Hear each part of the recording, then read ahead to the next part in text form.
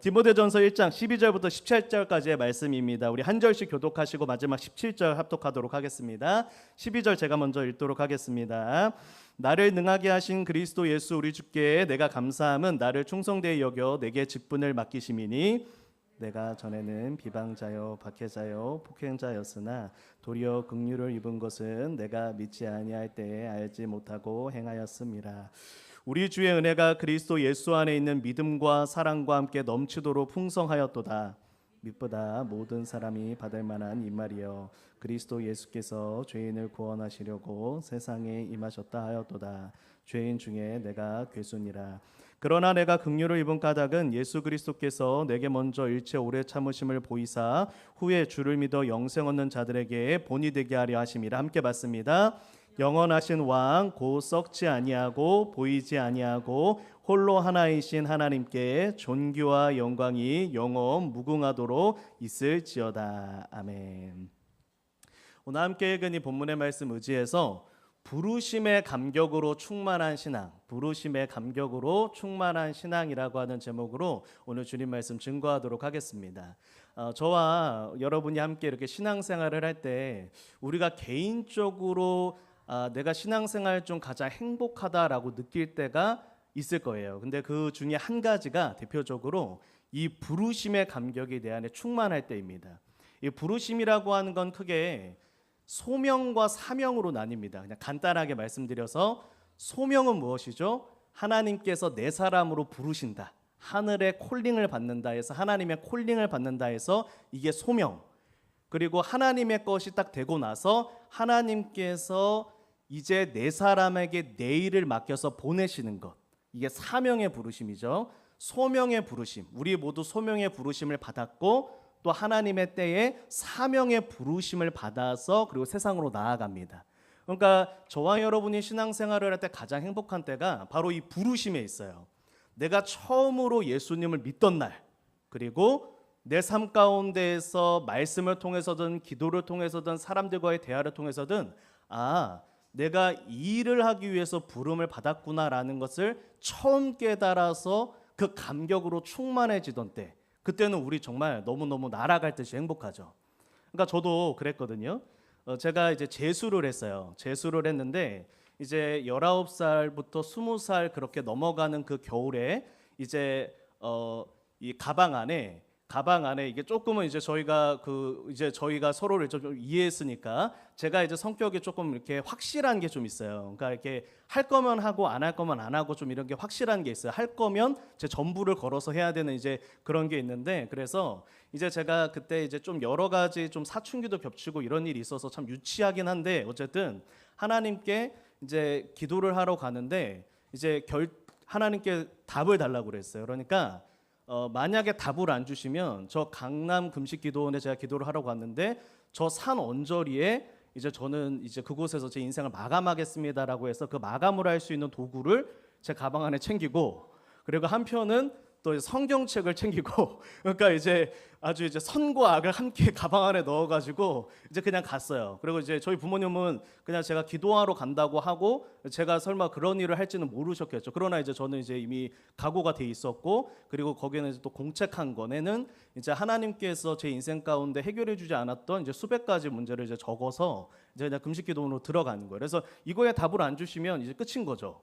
그래서 저는 끝이에요. 지금까지 정말 확실하게 예수님 믿었으니까 만약에 여기서 하나님께 응답 안 해주시면 이제는 그냥 아닌 거예요. 근데 이런 이제 정말 말도 안 되는, 정말 지금 보면은 정말 손발이 오그러지는 그러한 무슨 영화 속의 주인공도 아니고 너 뭐하러 그러는 거예요. 아무튼 갔어요. 근데 가자마자 처음에 하나님께 이제 가방을 내려놓고 성경책을 펴고 하나님께서 저에게 잘못하신 그 공책을 딱 펼쳐서 이제 여기 강단, 이제 목사님 강단이 있으면 저 이게 중간쯤에 앉아서 딱 공책을 펼쳤는데, 공책을 펼치는 그 순간에 이제 눈물이 쏟아지기 시작한 거예요. 그러니까 하나님께서 제 인생에 잘못하신 수백 가지의 잘못을 저는 하나님께 묻고 싶었는데 하나님께서 그 자리에서 십자가를 경험하게 하신 거죠. 그래서 제가 얼마나 하나님 앞에 완악한 죄인인가를 그날 깨달았어요. 그냥 하나님께서 강권적으로 일하셔서 3일 동안 그 자리에서 그 가운데 자리에서 이렇게 앞뒤로 굴러다니면서 3일 동안 회개를 했어요.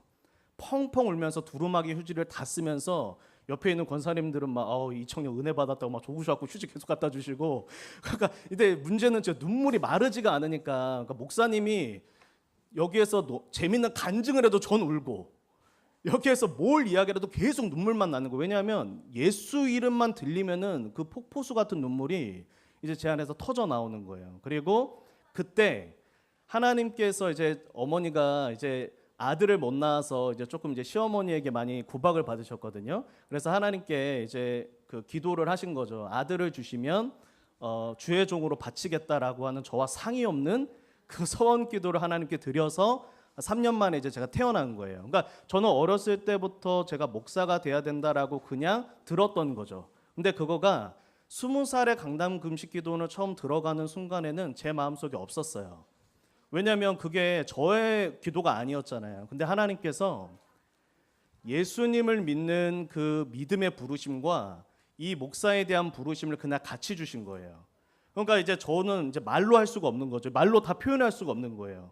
아니 이런 죄인을 하나님께서 구원하셔서 하나님의 자녀로 삼으시는 소명의 부르심을 주시고 그런 나에게 사명의 부르심이라고 하는 목사의 부르심까지 주셨으니 이거는 제가 이제 감당이 안 되는 기쁨인 거잖아요. 그래서 그때가 너무너무 기뻤어요. 그리고 그것이 정확하게 한 6개월 정도가 갔습니다. 6개월 동안은 제가 이제 저희 누님이랑 좀 이렇게 사이가 그렇게 좋은 편은 아니었거든요. 저희 이제 저나 이제 누님이랑 성격이 확실하니까. 근데 저희 누님이 조금 더 확실해요. 그래서 그때 그 청소년 나이 때 지금 혹시 그 연예인 현빈 아시나요? 현빈 그 나이대가 이제 저희 누님 나이대인데 그 일대 현빈을 비롯해서 유명한 그 인물들이 있었는데 저희 누님이 있었어요. 그래서 함부로 못 건드렸습니다. 저희 누님 곁에는 언제나 든든한 어깨의 남자친구들이 많이 있었어요. 그러니까 저보다 좀 더 강했죠. 제가 항상 지고 있었는데 제가 이제 돌아갔는데 저희 누님이 여전히 저에게 막 이렇게 막 지시하는 모든 이야기가 예수님을 믿고 나니까 천상에 이럴 수가. 저희 누님이 막 귀해 보이는 거예요.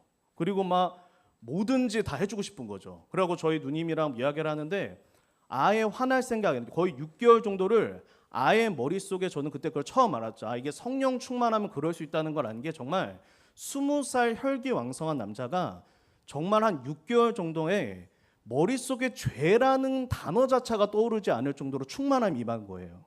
그래서 새벽에 그냥 눈이 떠져요. 새벽 예배를 그냥 갔습니다. 그때부터 새벽 예배를 다니기 시작했거든요. 그냥 일어나져요. 원래는 이제 저희 어머니가 저 고등학교 때 이제 새벽 예배 가시게 하려고 화장실에 가서 이렇게 물 담으셔갖고 자고 있는데 머리에 이렇게 물 팍 차고 도망가셨거든요. 그럼 제가 막 약간 화나면서 일어나고 이렇게 저를 데려가셨는데 그럴 필요 없었어요. 너무너무 충만했는데 정확하게 6개월이 지나고 나니까 그게 소멸되기 시작하더라고요. 점점 소멸되기 시작하니까 그 이후에 그 감격과 기쁨을 잃어버리기도 하고 회복하기도 하고 반복됐어요. 근데 이때 바로 이 부르심의 감격을 빼앗는 존재가 누구였는가 나중에 생각해 보니 그게 바로 마귀더라고요. 마귀가 저와 여러분이 모두가 받은 그 구원의 감격을, 부르심의 감격을, 그 사명에 대한 감격을 잃어버리도록 우리를 미혹하는데 단순한 방법을 안 쓰는 거죠. 그냥 어두컴컴하게 다가와서 그랬으면 몰랐는데 그럼 딱 알아채잖아요. 딱 내가 마귀야 이런 식으로 딱 다가와서 부르심의 감격을 빼앗아 버리면 우리가 충분히 분별할 수가 있는데 그러지 않더라고요. 너무 친한 친구랑 만났어요. 만나서 즐겁게 대화를 나눠요. 뭐 죄악된 대화도 없고 너무너무 즐거웠는데 돌아오고 나니까 그전보다 성경 읽기가 그렇게 재밌지 않아요. 왜냐면 오늘 친구랑 너무 재밌었던 거예요. 오늘 내가 집에 돌아와서 그냥 평상시에 아무렇지 않게 흘려들었던 말이나 단어가 갑자기 내 안에 상처가 되는 거예요. 그것 때문에 또 은혜를 잃어버려요. 교회를 갔어요. 가장 존경하고 사랑했던 담임 목사님이 조금 설교를 하다가 단어 선택 한 번 실수했어요. 단어 선택. 근데 그날따라 그 단어가 좀 품이 없어 보이는 거예요. 그래서 또 은혜가 반감돼요. 아니 이런 식으로 저도 모르는 사이에 나중에 그 재수를 하고 6개월 정도 지나고 나서 저를 보고 나니까 제 안에 있는 모든 감격을 잃어버리게 된 거죠. 그래서 성경은요, 베드로후서 1장 10절에서 저와 여러분들에게 이렇게 말씀을 하죠. 우리 말씀 한번 받아보겠습니다. 시작. 그러므로 형제들아 더욱 힘써 너희 부르심과 택하심을 굳게 하라.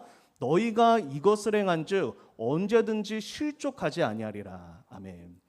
부르심과 택하심의 은혜가 우리 안에 소멸되지 않으면 우리는 실족하지 않는다는 거예요. 그러니까 우리가 언제나 하나님 앞에 이 부르심의 감격을 지키기 위하여 하나님 앞에 힘써 이 은혜를 우리가 하나님 앞에 깨어서 지켜야 된다라고 하는 거죠. 우리가 잘 알고 있는 다윗이요. 그 다윗이 넘어진 이유가 무엇이죠?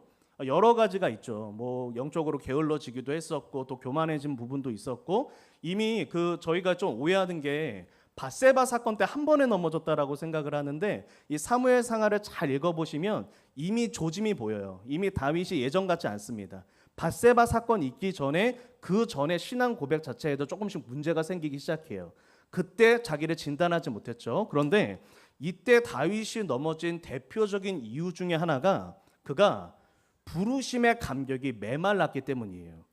나 같은 이를 하나님의 사람으로 부르시고 나 같은 이를 이스라엘의 왕으로 삼으셨다는 그 하나님의 부르심에 대한 감격이 소멸되었었다라는 게 시편 51편 12절의 말씀 가운데 잘 증언되어져 있죠. 우리 한번 읽도록 하겠습니다. 주의 구원의 즐거움을 내게 회복시켜 주시고 자원하는 심령을 주사 나를 붙드소서. 아멘. 다윗이 밧세바 사건 이후에 깨달은 거잖아요. 내 안에 구원의 즐거움이 사라졌었구나. 이 소명의 부르심, 사명의 부르심에 대한 감격이 내 안에서 사라졌었구나를 그제서야 깨닫습니다.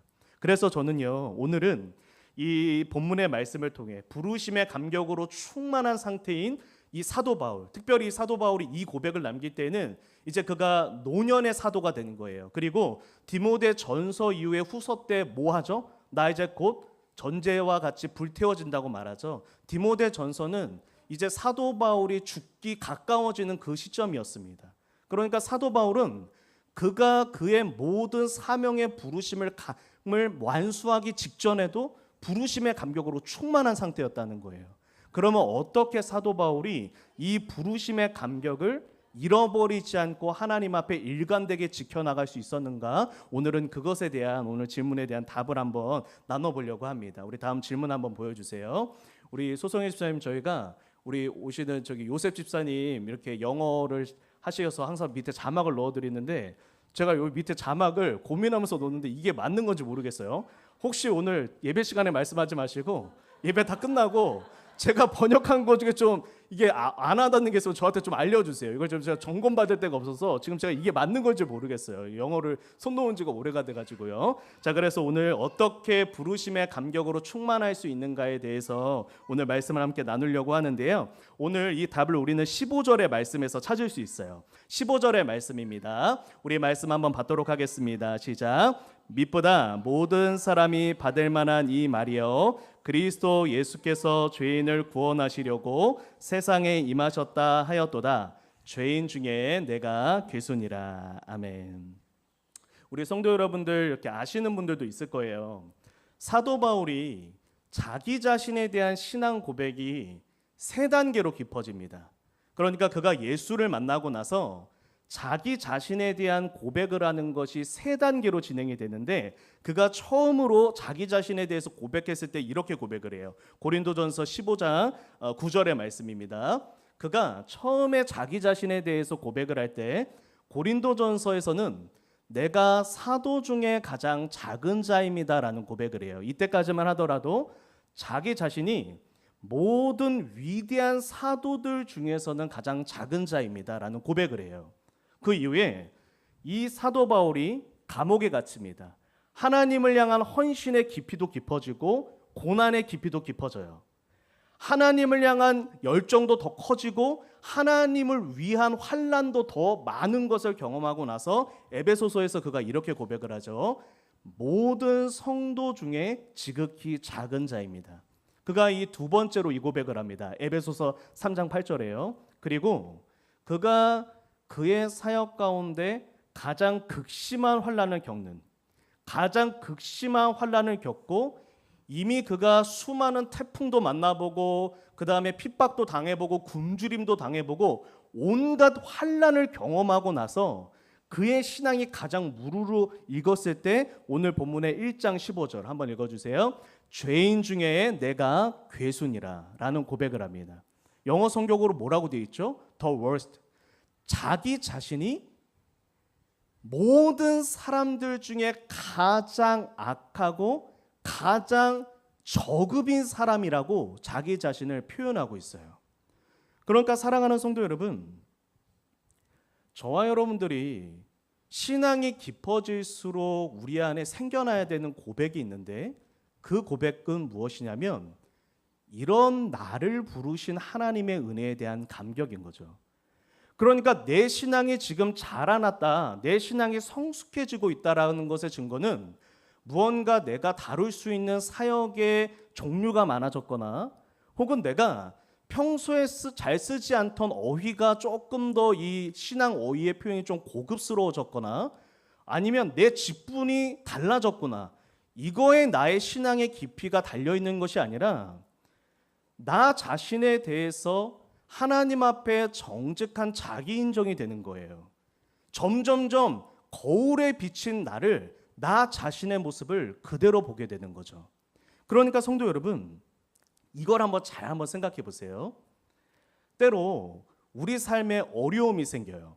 그러니까 만약에 이제 그냥 저의 이제 사역의 이 있었던 일들을 돌아보면 그래요. 사역을 진행하면 진행할수록 이렇게 사랑하기 어려운 분들을 만나기도 하고 감사하기 어려운 사항들이 더 생겨날 때가 있어요. 그러면요, 그때요 이런 게 있더라고요. 사랑하기 어려운 사람을 딱 만나서 조금 시간이 지나 보면 깨닫는 게 있어요. 그게 뭐냐면 생각보다 내가 사랑이 없었다는 걸 봐요. 제 안에. 무슨 정죄가 아니에요. 하나님 앞에 하나님 이 뭐 마른 뼈다귀도 못한 이 불태워 죽어야 될 인생입니다, 이런 고백이 아니라 그냥 하나님 앞에 내가 보여요. 어떤 게 보이냐면 나름대로 정이 많고 사랑이 많은 줄 알았는데 생각보다 내가 사랑이 없었구나라는 생각이 들어요. 내가 어느 정도 돈이 있을 때 섬기고 나누는 거를 할 때 즐거움이 있어서 섬김과 구제 은사가 나에게 있는 줄 알았는데 제가 가정을 꾸리고 통장에 잔고가 줄어드니까 아이들한테 그때 다음 세대 사역을 할 때 신방을 할 때 메뉴가 갈등되던 순간에 아는 거예요. 아까운 생각이 들 때 딱 아는 거예요. 내가 생각보다 돈에 대해서 인색했던 사람이구나. 내가 무언가 책임질 가족이 생긴 상태에서 무언가를 베풀고 나눌 때랑 내가 총각일 때 섬기고 나눌 때랑 내 마음 자세가 다른 걸 보고 나는 그래도 그동안 하나님 앞에 이렇게 생각한 거예요. 하나님, 저는 참 그래도 흘려보내는 건 잘하는 것 같아요. 하나님, 그래도 저는 남들보다 조금 더 많이 웃어주고 좀 따뜻한 사람인 것 같아요. 이렇게 생각을 했는데 사역이 진행이 되고 고난이 조금 더 어려운 것들이 찾아오는 순간 하나님 앞에 보게 되는 건 그거예요. 하나님, 제 모습이 이런데요. 근데 이게요, 하나님이 정죄하는 게 아니란 말이죠. 정 목사, 너 보니까 너 사랑도 없지? 너 인색하지? 너 이것도 부족하지? 이렇게 하나님께서 찌르시는 그런 하나님을 만나는 게 아니라 이런 고백이 된단 말이죠. 하나님, 이제 보니까 제가 되게 사랑이 없는 사람인데 하나님께서 이런 저를 구원하시고 목사로 삼아주신 것이 은혜였네요. 하나님, 제가 정말로 더 깊이 사랑하려면 저에겐 은혜가 필요하네요. 이런 고백이 되더라는 거예요. 오늘 다임 목사님께서 엘리야와 엘리사 이야기를 들려주셨는데 엘리사가 엘리야에게 갑절의 은혜를 구한 이유 중에 하나가 무엇입니까? 엘리사는요, 공식적인 후계자였어요. 이 엘리야 처음 부름받아서 그 마지막 그 갈멜산에서 사명 주실 때, 호렙산에서 사명 주실 때 말하잖아요. 엘리사를 너의 후계자로 삼을 거라고. 엘리사는 자기가 엘리야의 뒤를 이어서 사역을 감당해야 되는데 자기 자신을 너무 잘 아는 거잖아요. 자기가 얼마나 부족한 사람인지. 그러니까 엘리야에게 뭘 구하는 겁니까? 갑절의 은사를 달라고. 갑절에 성령님의 은혜와 능력이 내 안에 있어야 저는 스승님의 발끝이나 따라갈 수 있겠습니다. 저는 스승님보다 2배는 부족한 사람이니까 저에게 2배의 은혜가 필요합니다. 그가 갑절의 은사를 간구했던 이유 중에 하나에 그것이 있는 거예요. 사도 바울이 로마서에서 무슨 고백을 하죠? 내가 믿음이 이 정도 자랐으니까 나는 이제 이렇게 사랑도 할 수 있고요. 나는 이 정도 능력이 있습니다. 이런 말 안 하고 뭘 말하죠? 매일마다 내 안에서 2 사람이 싸우고 있는데, 2 법이 싸우고 있는데, 내 마음은 주님을 원하지만 여전히 내 육신은 약하니 오호라 나는 곤고한 사람이로다. 오호라 나는 곤고한 사람이로다. 신앙이 무르익을수록 고백되는 게 그거라는 거예요. 내 안에 별로 실력이 없는 걸 깨닫게 되는 거예요. 그래서 나를 깨달을수록 감사하게 되는 게 무엇이냐면 이런 나를 부르시고 이런 나를 사용하시는 그 은혜에 대한 감사다라고 하는 거예요. 이번 주에 경로 관광이 있었어요. 저희 로뎀 야유회가 토요일에 있었고 목요일에 경로 관광이 있었는데 제가 그때 이제 담당이었거든요. 경로 관광 담당이어서 제가 이제 수요 예배 설교할 때도 광고 때 미리 말씀을 드렸는데 설교보다 다음 날이 더 긴장이 되는 거예요. 왜냐면 이 경로 관광이 이게 물론 이제 뭐 이렇게 어떤 마음 자세로 임하는가에 다르겠지만 저한테 이제 경로 관광이 조금 이제 저한테 좀 중요했어요. 왜냐면 이제 1년에 한 번 어르신들이 이제 나가셔서 좀 위로를 받으시는 건데 비도 온다고 하지. 그리고 원래는 이제 최대 인원이 한 20명이라고 들었는데 왜 그렇게 됐는지 모르겠지만 33분이 참여를 하시는 거예요. 그러니까 차량도 고민이고 식사도 제가 이제 시간이 없어서 미리 그 답살 가서 밥을 못 먹어봤어요. 그러니까 식사도 고민이고 이 모든 게 이제 다 신경이 쓰이는 거예요.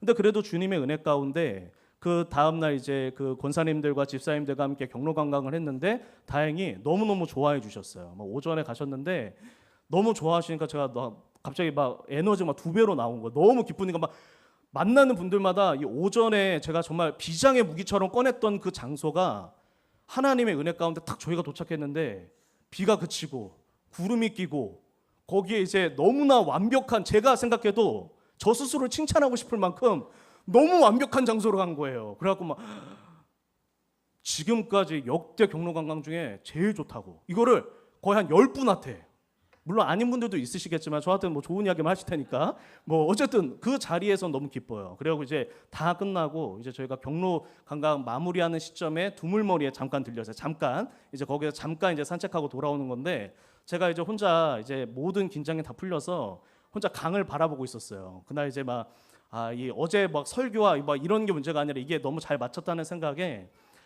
편안하게 있는데 이제 한 권사님께서 우리 목사님 너무 외로워 보인다고 이쪽으로 오시라고 그래갖고 이제 제가 갔어요. 갔는데 저한테 이제 갑자기 정말 따뜻하게 1년 동안 어디 나가볼 일이 없는데 1년에 딱 하루 이 교회에서 보내준 이 날이 이 권사님한테는 좀 위로인 거예요. 그래서 이렇게 하루 나갈 수 있는 이 날을 이렇게 젊은 목사님들이 섬겨주시니 정말 너무너무 기쁘고 너무너무 고맙다라고 하시면서 저한테 그런 감사 인사를 해주시는 거예요. 근데 이게 완전 타이밍 기가 막힌 거죠. 강바람은 불고 강은 불고 난 약간 센치해져 있고 거기에 이제 약간 지쳐 있고 이번 주에 뭔가 이렇게 조금 복잡한 일들이 있어요. 아무튼 그거 다 마무리 시점에서 그렇게 따뜻하게 말 한마디 해주시는데 그 마음의 위로가 탁 되면서 이 하나님께서 주시는 깊은 위로가 마음 가운데 그게 온 거죠. 이게 아까 지난 날에 이렇게 사역들이 좀 이렇게 주마등처럼 스쳐 지나가면서 그러니까 나름대로 이제 저도 예전에 그랬잖아요. 제가 이렇게 로뎀 수련회 가서 말씀드렸잖아요. 나름대로 이게 표현이 좀 그렇죠. 좀 번쩍이는 시기가 있었다고요. 그러니까 저는 어마어마하게 잘 되어 있을 그러니까 지금이 못 되었다는 뜻이 아니라 아무튼 이제 제가 바라는 어떤 뭐 그런 그 목회 상이 있을 거 아니에요. 그런데 제가 그럴 줄 알았는데 뭔가 어쨌든 뭐 큰 실패를 몇 번 겪고 나서 지금 이제 여기 딱 서 있는 그 순간에 그 권사님이 그런 이야기를 딱 해주시는데 마음 안에 다른 거는 다 사라지고 야 이런 나를 오늘도 누군가의 위로가 될 수 있게 해주셨다라고 하는 그 마음 안에 제 마음 안에 그 기쁨이 막 회복이 되는 거예요.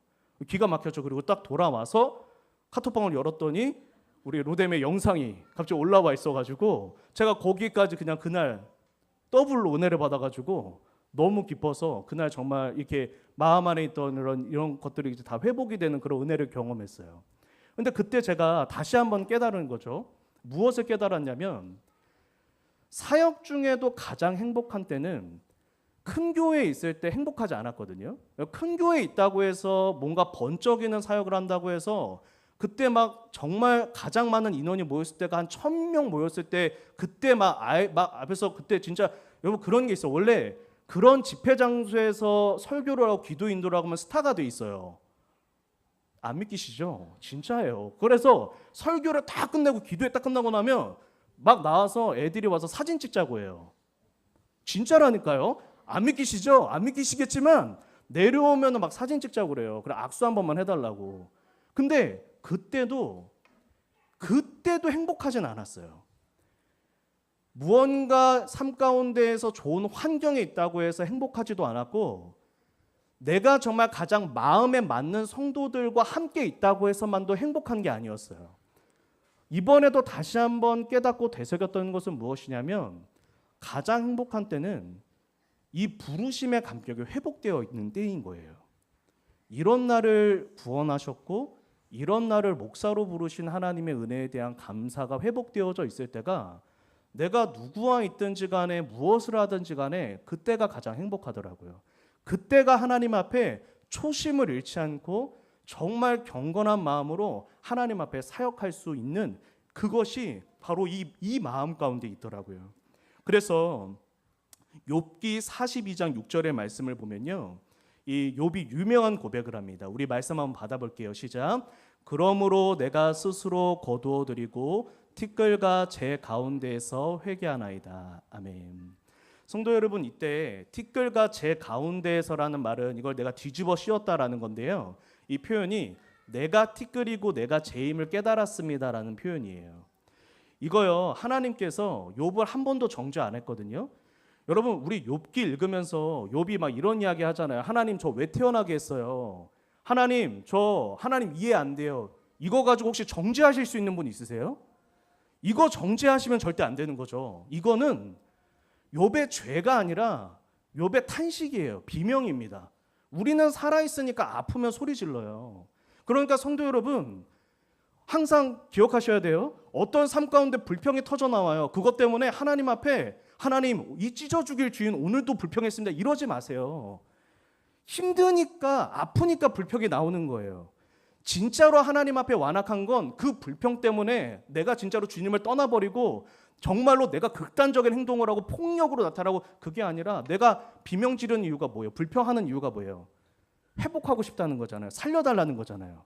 내가 하나님밖에 없으니 도와달라는 거잖아요. 그러니까 우리가 거기서 불평도 하고 탄식도 한다고 원망도 하고 때로는 미워도 한다고요. 근데 욥이 무엇을 보냐면 욥이 이 모든 일들을 통해 뭐라고 고백을 하냐면 하나님 이 모든 비명과 탄식을 지르는 순간 이 모든 과정을 통해 저는 제 밑바닥을 보았습니다는 고백이에요.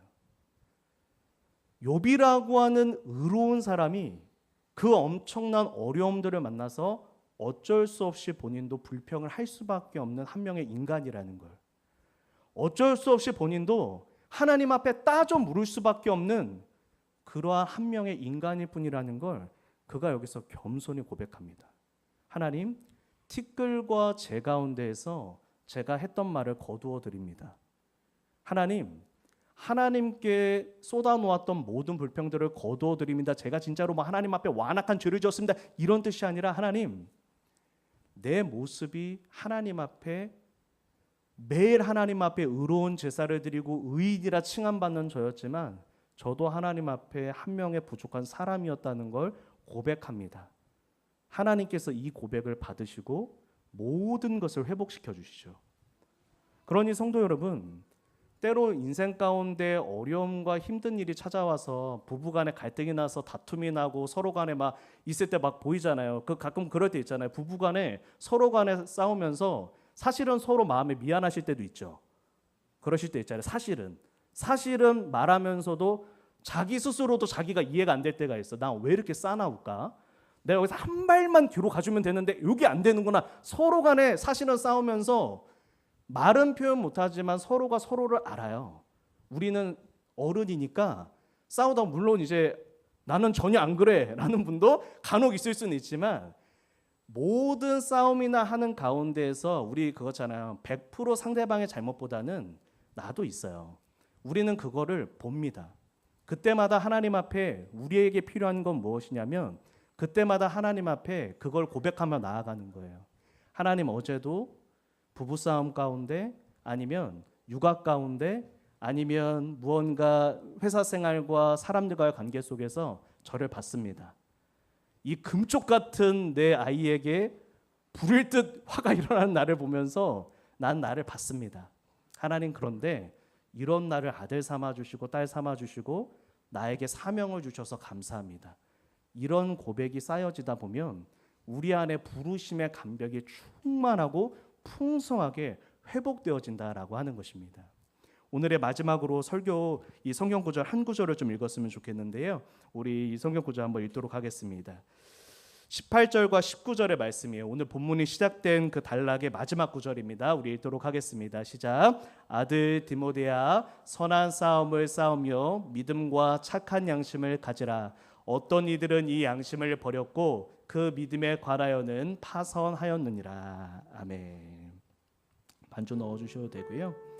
우리 사도 바울이 이런 이야기를 했습니다. 저는 이 말씀 준비하면서 이 마지막 절이 굉장히 마음 안에 와닿았어요. 왜냐하면 착한 양심을 가져라. 어떤 이들은 이 양심을 버렸다고 그래요. 근데 이 착한 양심이 뭐냐면 하나님 앞에 부끄러워할 줄 알았던 마음이에요. 이런 나를 부르셨습니까? 이런 나를 구원하셨습니까? 이런 나를 사용하십니까? 이 착한 양심을 버린 사람은 그 배가 깨어진 배와 같아서 그들이 그 믿음을 저버리고 하나님을 등졌다. 근데 놀라운 거는요, 바울이 이야기하는 이 사람들이 교회 안에 있는 사람들이에요. 교회 밖 사람들이 아닙니다. 그러니까 교회는 다니고 있고 예수를 믿는다 하지만 그 착한 양심이 깨어져서 자기 의로 살고 있는 사람들이라는 거예요. 이 사람들이 이 디모데를 많이 힘들게 했던 것 같아요. 그래서 사도 바울은 디모데에게 위로하는 거죠. 그리고 권면하는 겁니다. 그들을 보고 너도 주의하라. 너도 그 부르심의 감격을 잃어버린 날들이 지속되다 보면 너도 모르게 이렇게 넘어질 수 있으니 너는 그들을 보고 너를 경계해서 네 안에 있는 그 착한 양심을 잃어버리지 말아라. 부끄러워하는 그 마음, 하나님이 정죄하는 마음이 아니라 그냥 하나님 앞에 섰을 때 솔직한 내 고백이 되는 거예요. 그 죄 없으시고 사랑 넘치시고 한없이 인자하시고 내 모든 걸 받아주시는 하나님 앞에 서니까 내가 인정이 되는 거죠. 하나님, 왜요 하나님? 혼자 일하시면 되시는 분이 왜 굳이 나 같은 사람 부르시고 구원하셔서 내 원망 다 들으면서 나를 굳이 설득시켜 가시면서 나를 통해 일하려고 하십니까? 왜 나를 쓰세요? 왜 나를 아들 삼으셨어요? 효도 받는 날보다 나 때문에 가슴 아프신 날이 더 많으실 텐데 뭐하러 구원하셨어요? 내버려 두시지. 지 잘난 맛에 살다가 지옥불 떨어질 때 후회하게 내버려 두시지. 그렇게 복수하시지. 왜 하나님 저를 그렇게 내버려 두셨습니까? 이 하나님 앞에 나 자신을 겸손하게 부끄러워할 줄 아는 마음, 이 마음이 우리 사랑하는 로뎀 성도 여러분들 안에 충만하게 회복되어져서 부르심의 감격이 모두 회복될 수 있기를 축복합니다. 그래서 우리 로뎀 성도분들이 그 어떤 성도들보다도 하나님께서 주시는 은혜와 기쁨으로 말미암아 행복한 신앙생활 되실 수 있기를 예수님의 이름으로 축복합니다. 우리 이제 함께 찬양하며 나아갈 텐데요. 나는 아무것도 아닙니다. 우리 함께 고백하면서 하나님 앞에 겸손한 우리의 마음을 고백하도록 하겠습니다. 하나님께 기도하며 나아갈 때 하나님, 부르심의 감격이 우리 안에 온전히 회복될 수 있도록 도와주옵소서. 소명의 부르심, 사명의 부르심 회복되어 이런 티끌 같은 나를, 재 같은 나를 불러주신 그 하나님의 은혜에 대한 감사한 감격함 내 안에 회복되어져 행복한 신앙생활 할 수 있도록 도와주시옵소서. 우리 시간 주여 한번 부르짖고 통성으로 기도하며 나아갑니다. 우리 다음으로 기도할 때 한 가지만 더 기도해 주시면 좋겠습니다. 이번에 기도하실 때 우리 로뎀을 위해서 오늘 함께 기도해 주셨으면 좋겠습니다. 제가 이번 주로 해서 이제 크게 신방을 전체적으로 한번 마쳤습니다. 물론 이제 아직 신방을 못한 가정이 굉장히 많지만 이제 전체적인 순서상으로는 한번 끝이 나고 이제 제가 이번 주부터 다시 그동안 이제 뵙지 못했던 분들을 이제 찾아뵈려고 합니다. 근데 제가 신방을 하면서 느끼고 깨달은 것 중에 하나는 우리 로뎀 성도분들이 더 행복했으면 좋겠다. 이를 위해서 더 많이 기도해야 되겠다라는 생각입니다. 가정마다 경제적으로 관계적으로 여러 가지 참 많은 문제가 있고 아픔이 있다는 걸 알게 되었고 기도할 것이 참 많다는 걸 알게 되었습니다. 그래서 오늘 우리 서로를 위해서 한번 기도했으면 좋겠습니다. 하나님, 우리 사랑하는 로뎀 주님의 은혜 가운데 그 삶에 얽혀져 있는 모든 문제 해결해 주셔서 아버지 하나님의 평강과 평안이 그 가정과 삶 가운데 임하기를 소망합니다. 아버지 하나님, 그 모든 얽혀져 있는 문제마다 주님만이 하실 수 있으니 풀어주시고 일하여 주시옵소서. 경제적으로, 관계적으로, 직장과 사명, 사역 가운데 어려움 겪지 않도록 힘을 더하여 주시고 붙들어 주옵소서. 하나님, 무엇보다 우리 로뎀이 부르심의 감격으로 충만한 공동체 되어 어떠한 상황과 환경 속에서도 감사할 수 있는 그 근원의 샘물이 마르지 않도록 도와주시옵소서. 우리 로뎀 교회를 이 시간 축복하며 서로를 위하여 주여 한번 부르짖고 통성으로 기도하며 나아갑니다. 하나님 아버지, 오늘도 하나님 앞에 예배의 자리를 지켜 나온 모든 로뎀의 성도들, 로뎀의 가족들 하나님 손에 올려드립니다. 하나님, 이 날 좋은 날에 얼마나 나가고 싶고 개인적인 여가 시간을 보내고 싶겠습니까? 그럼에도 불구하고 이 자리에 나와 하나님을 예배한 이유, 우리 마음의 중심에 하나님이 있기 때문입니다. 우리의 삶이 여전히 부족하고 연약하나 하나님의 뜻대로 살고 싶은 마음이 있기에 우리가 오늘도 이 자리에 나왔습니다. 그것이 아니면 우리가 왜 이 자리에 나와 주의 말씀 듣고 기도하며 나아가고 있겠습니까? 주님, 하나님을 사랑하는 중심을 가진 우리 로뎀 성도들을 기억하여 주셔서 위로하여 주시기를 소망합니다. 하나님, 신방을 하며 기도 제목들 들으며 하나님, 그 마음 가운데 그 가정 가운데 누르고 있는 많은 문제들을 들었습니다. 경제적인 문제, 관계적인 문제, 육신적인 고단함, 육아의 어려움, 하나님, 자녀들의 때로는 그 양육 가정에서 나타나는 여러 가지 문제로 말미암아 마음 아파하고 힘들어하는 가정들이 있습니다. 질병으로 시달리는 가정들이 있고, 하나님, 때로는 같은 나이대에 다른 이들이 겪지 않는 문제로 말미암아 고통받는 이들이 있습니다. 하나님, 하나님만이 해결하실 수 있으니 일하여 주시고 도와주옵소서. 우리가 할 수 있는 것 하나님 앞에 엎드리는 것뿐이니 모든 것을 하실 수 있는 주님이 일하셔서 사방의 평안을 주시옵소서. 하나님, 머리부터 발끝까지 예수 그리스도의 보혈을 부어주셔서 육신의 모든 질병들 치료하여 주옵소서. 그 먹고 있는 약을 먹지 않아도 회복되어질 수 있도록 도와주옵소서. 자녀들의 질병을 치료하여 주옵소서.